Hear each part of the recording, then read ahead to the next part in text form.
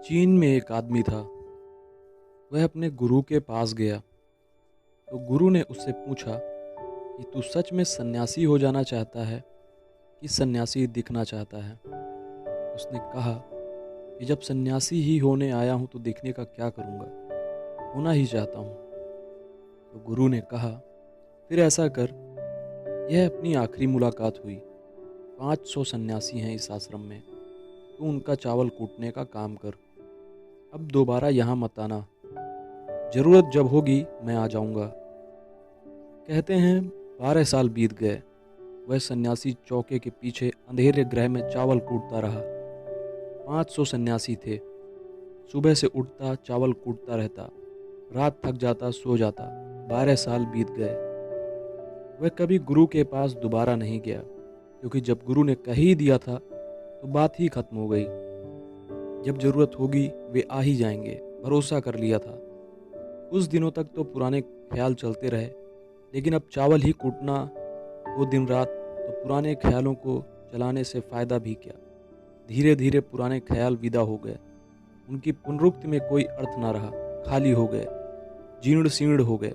12 साल बीतते बीतते तो उसके सारे विदा ही हो गए थे विचार। चावल ही कूटता रहता, शांत रात सो जाता, सुबह उठाता, चावल कूटता रहता।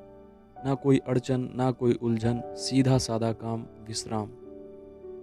12 साल बीतने पर गुरु ने घोषणा की कि मेरे जाने का वक्त आ गया है, और जो व्यक्ति भी उत्तराधिकारी होना चाहता हो, रात मेरे दरवाजे पर 4 पंक्तियां लिख जाए, जिनसे उसके सत्य का अनुभव हो।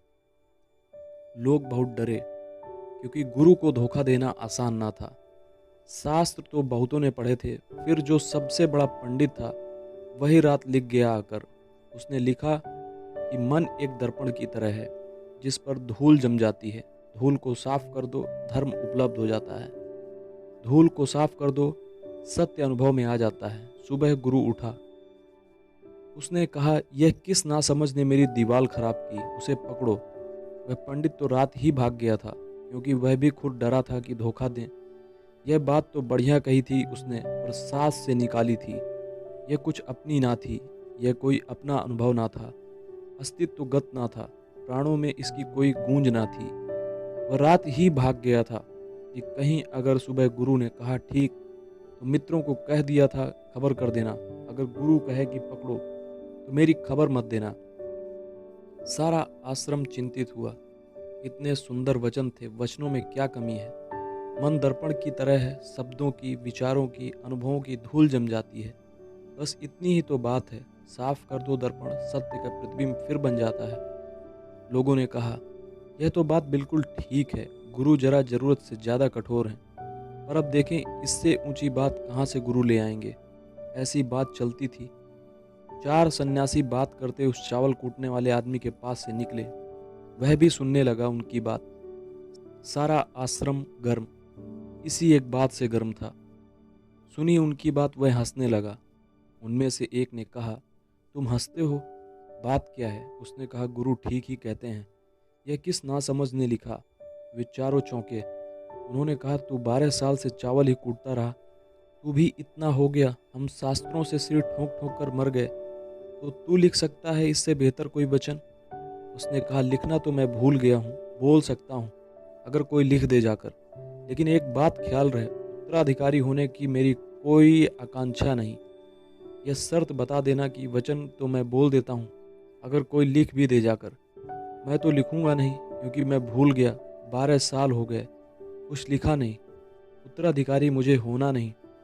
अगर इस लिखने की वजह से उत्तराधिकारी होना पड़े तो मैंने कान पकड़े, मुझे लिखवाना भी नहीं।